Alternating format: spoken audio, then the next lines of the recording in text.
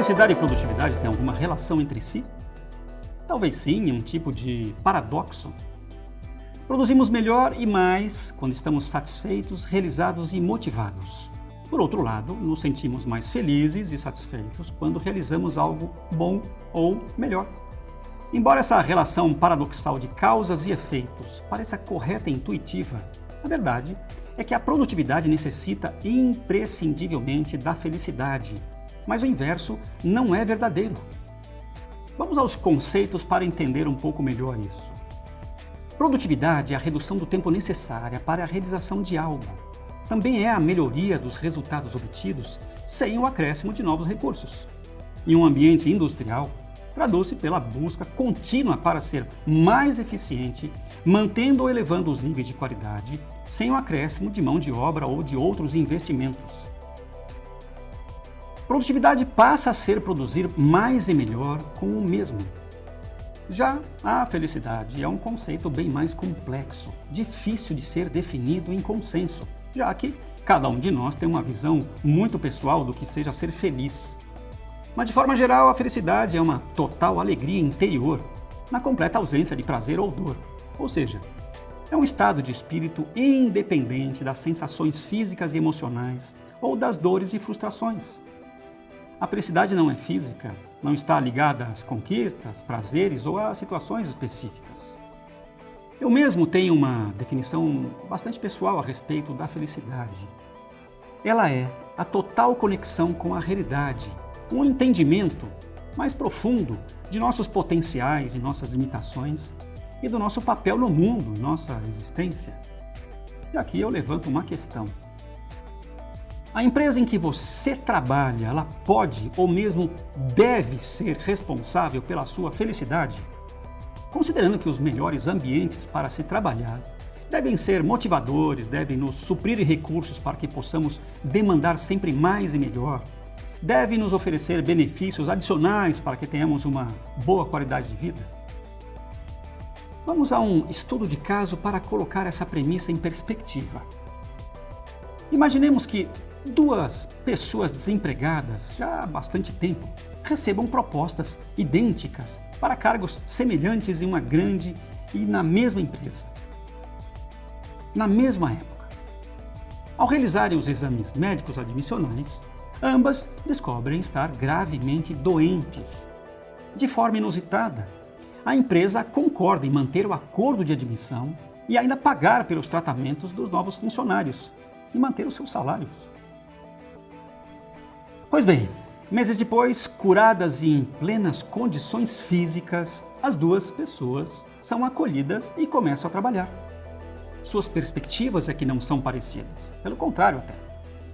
A primeira está altamente motivada e por várias razões.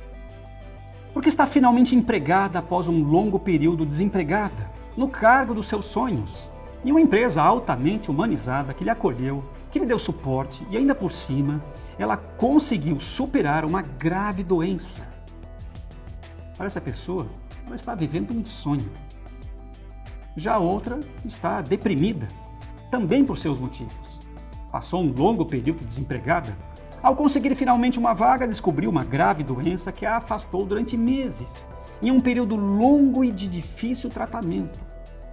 Considera que, apesar de estar curada, os desafios recentes mostram uma terrível e desanimadora sequência de acontecimentos, e que isso talvez esteja longe de acabar.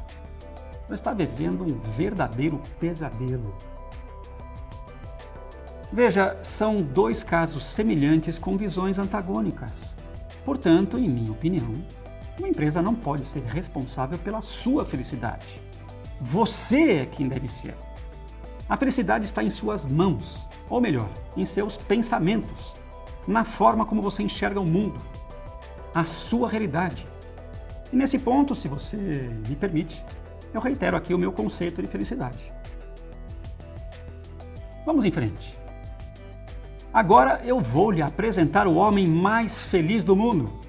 Eu poderia dizer que sou eu, mas esse monge budista foi analisado por uma equipe de neurocientistas da Universidade de Wisconsin, que lhe deu um certificado de autenticidade. Este é Mathieu Ricard, nascido em 1946. Ele foi colocado à prova em 2012 num estudo que visava avaliar as reações do cérebro à meditação. No caso de Mathieu, seu cérebro produziu um nível de ondas gama nunca antes relatado no campo da neurociência. Os resultados mostraram uma atividade mais elevada no segmento esquerdo do córtex pré-frontal. Quando Mathieu Ricard meditava focando em compaixão, seu cérebro ficava altamente ativo em regiões ligadas à consciência, à atenção, ao aprendizado e à memória. Esta exploração revelou que, graças à meditação, o monge tem uma incrivelmente anormal capacidade de sentir felicidade. Veja esta tabela. É uma escala baseada nas movimentações do cérebro, das regiões que ativam emoções positivas ou negativas. Ela vai de 0,3, muito infeliz, a menos 0,3, muito feliz. O resultado atingido pelo monge foi de incríveis menos 0,45. Um índice absolutamente fora da curva da normalidade humana. Afinal, como então ser feliz e produtivo em sua empresa, mesmo sem ser budista? Eu tenho metas muito otimistas para você. Que tal aumentar sua produtividade em 40%? Que tal aumentar a sua eficiência em mais de 30%? Que tal dobrar o seu grau de satisfação interna? Para isso ser possível, teremos de abordar uma nova perspectiva de nossa existência. E é um outro paradoxo. O mundo no qual estamos inseridos, ele não existe fora de nós. Ele existe, sim, em nós. A realidade que conhecemos é uma complexa análise mental, um conjunto de nossas percepções, experiências, conhecimentos e entendimentos do que acreditamos ser a nossa vida e o nosso mundo. Mas se é uma análise mental, ela é passível de ser revisitada, reavaliada, reprogramada, sob uma perspectiva diferente, mais feliz. Portanto, também mais produtiva. Sabendo disso, como então chegar àquelas minhas metas otimistas que eu lhe propus? É simples. Faremos uso somente dos nossos recursos disponíveis em abundância. Vamos utilizar os nossos potenciais e capacidades latentes através da neurociência. Nós vamos incrementar, melhorar o que já temos. Mas veja, eu não estou sozinho nesse desafio. Eu vou lhe apresentar agora o meu time de notáveis. Algumas figuras conhecidas, outras nem tanto, mas todas fundamentais para o entendimento do que eu estou lhe propondo. Mas em primeiro lugar, vamos entender o cérebro. Esse órgão pesa em média 1,4 quilos, ou seja, cerca de 2% da massa de um indivíduo adulto de 70 quilos. É formado por cerca de 86 bilhões de células neurais e está em constante mudança. Toda vez que aprendemos algo, ele cria novas redes neurais. Como agora, nesse exato momento. Nós chamamos isso de neuroplastia. O ambiente no qual crescemos tem impacto direto na qualidade das nossas funções cognitivas. Ambientes desafiadores e plurais nos tornam melhores e mais inteligentes. O cérebro também é o grande comandante da nossa saúde física, liberando hormônios que controlam boa parte de nossas funções orgânicas. E aqui entra o meu primeiro notável, Albert Einstein, um dos mais extraordinários físicos que o planeta já abrigou. 7 horas depois da sua morte, o seu cérebro foi removido com o objetivo de ser estudado pela ciência. Einstein, com um QI estimado, um quociente de inteligência estimado em 160 pontos, tinha um cérebro 10% menor e mais leve que o do ser humano comum. Oi? Como? Ele não deveria ter um cérebro maior e mais pesado? Bem, o cérebro de Einstein possuía um alargamento nas regiões parietais ligadas ao processamento matemático e às abstrações. E suas células consumiam mais nutrientes. Mas é tudo o que se sabe. Então, da onde vinha a grande capacidade de Einstein? vou lhe fazer mais um questionamento. Você é o seu cérebro? Você é o conjunto de pensamentos, ideias, comportamentos, crenças e experiências adquiridas por esse fantástico órgão que comanda todo o nosso corpo? Ou você é a mente que o conduz? Difícil responder? Já tinha pensado na separação desses conceitos, mente e cérebro? Vamos entender o que é mente, ok? Mas para entender um pouco mais da natureza da mente, eu vou chamar o meu segundo notável, Pim Van Lommel, que decidiu analisá-la estudando a morte.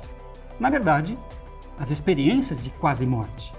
Pim Van Lommel é um cardiologista que acompanhou mais de 300 sobreviventes de morte por parada cardíaca em toda a sua carreira. Em mais de 75 casos, esses sobreviventes tiveram EQM, experiências de quase-morte. Isso significa que estas pessoas tiveram morte cerebral confirmada, quando não há mais nenhuma resposta sensorial ou reações parasimpáticas, como pulsação cardíaca, respiração, entre outras. Mas, ainda assim, elas voltaram à vida. E no retorno, narraram aos médicos e suas equipes tudo o que aconteceu no ambiente enquanto elas estiveram mortas. Diálogos entre enfermeiros, procedimentos realizados, entre outras situações. Incrível, mas verdadeiro. Está cientificamente relatado tudo isso, comprovado. Então, Pim Van Lommel concluiu que a mente não reside no cérebro, mas está em simbiose com ele. A mente não é, em suma, um produto químico das redes neurais. E aqui eu lhe apresento Roger Penrose, físico, matemático e filósofo. Esse cientista relatou a relação quântica entre neurônios e o universo. Ele idealizou que quando um cérebro morre, a informação gerada e contida nos microtúbulos, que são as menores estruturas neurais, ela não fica presa, armazenada quimicamente para sempre nas células, se perdendo com a deterioração ou com a morte do indivíduo. Toda essa informação se dissipa no que é chamado de espaço-tempo quântico. A mente, segundo Penrose, é um conjunto individual de informações que pré-existe ao cérebro e se mantém íntegra em uma outra dimensão após nossa morte. Essa, por acaso, é uma tentativa de se explicar cientificamente o conceito de espírito das diversas religiões?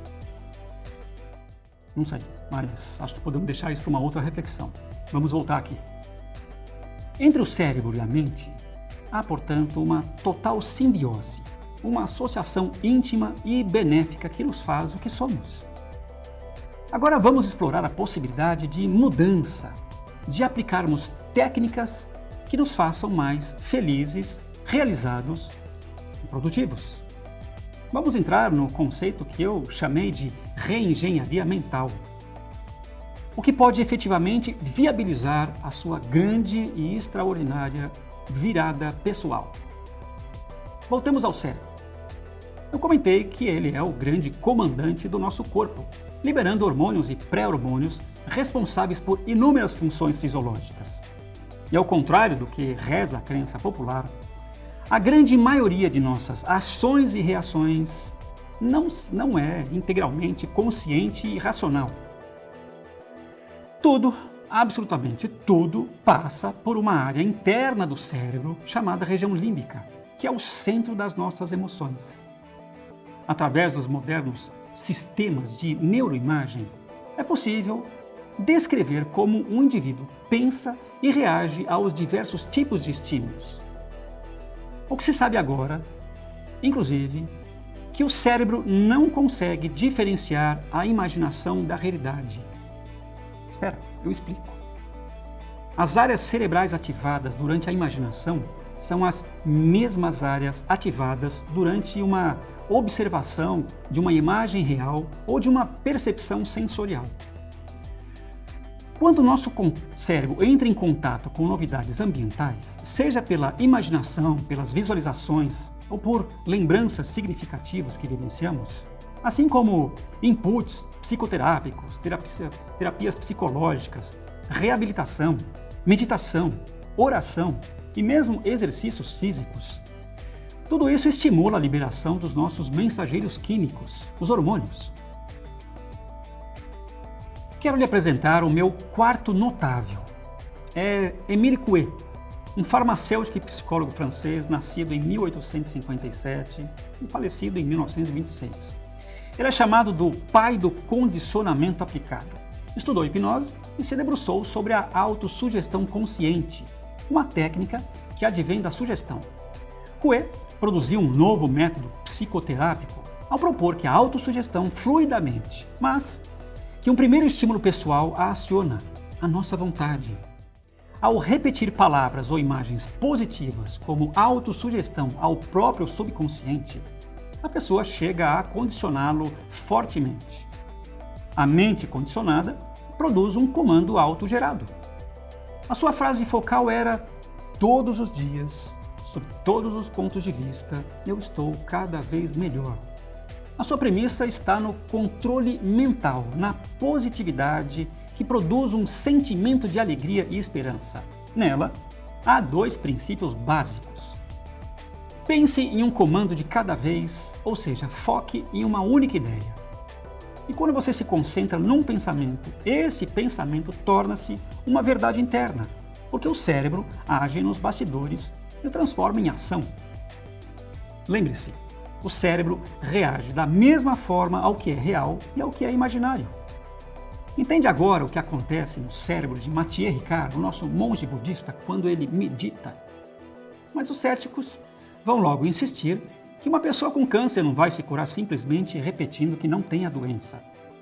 É absoluta verdade.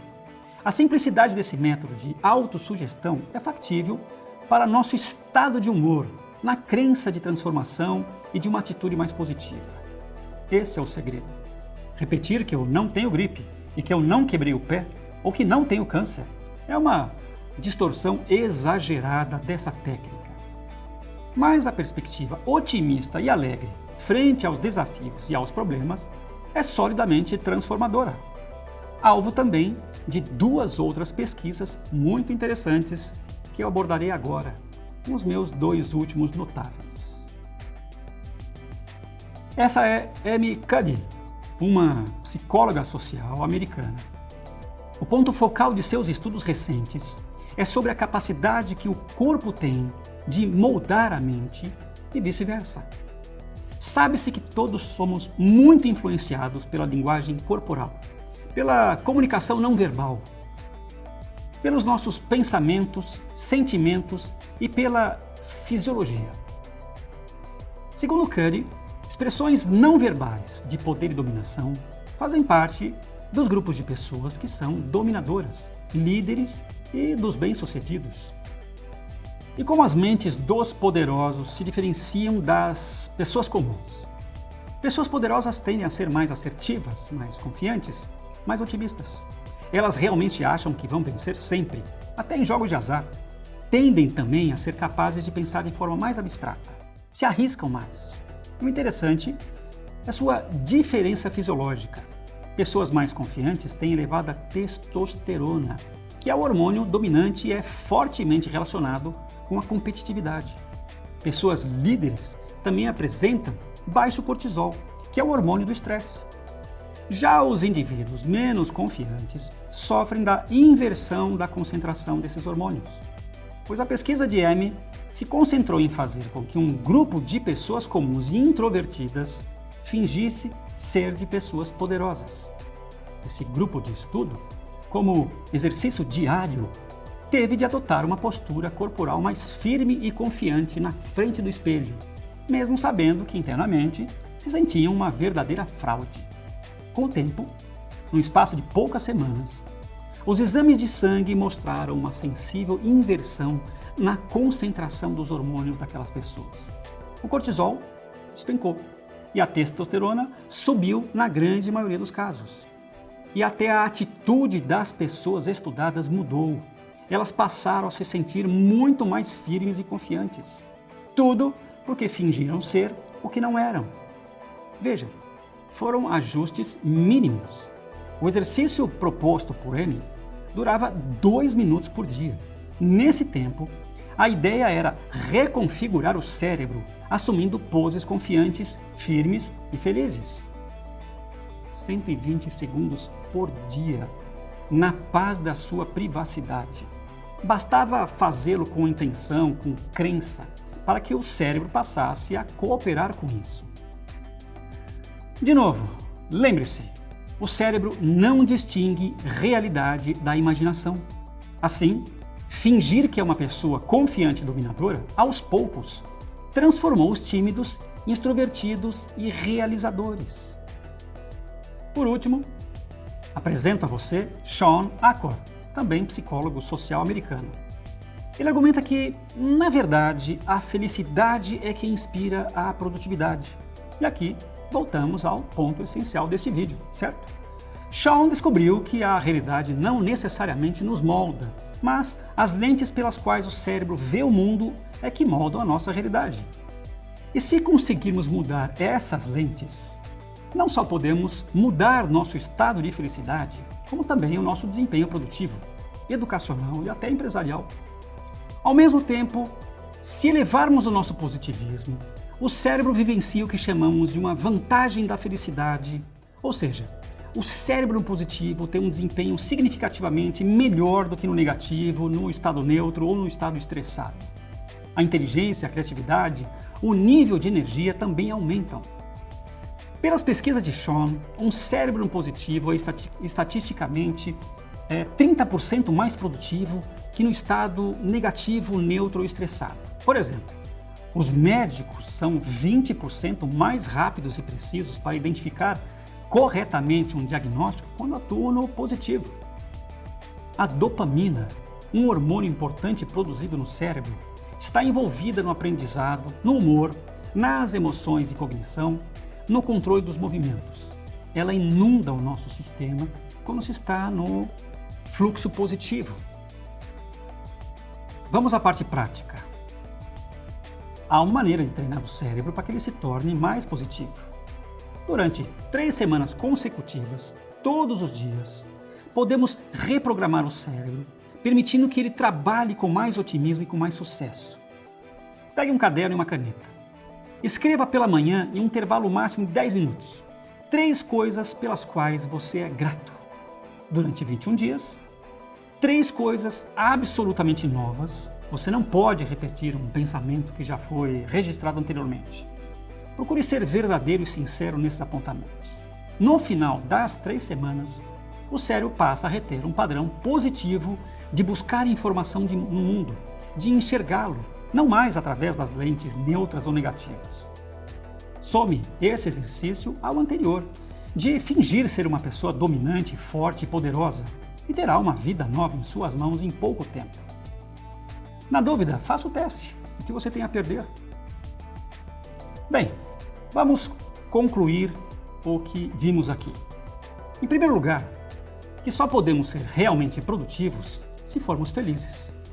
Vimos também que a felicidade pode ser um estado autogerado, ou seja, criado por nós, em nosso íntimo. Todo esse processo eu batizei de reengenharia mental. Talvez seja a próxima revolução humana, pois nós, na verdade, somos a nossa mente.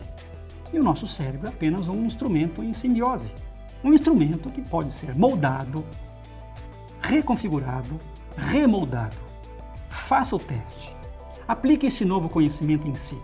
Dê-se essa oportunidade com dedicação, com regularidade, com intenção. Eu tenho certeza de que resultados incríveis vão acontecer. Ok? Até um próximo vídeo. Um grande abraço.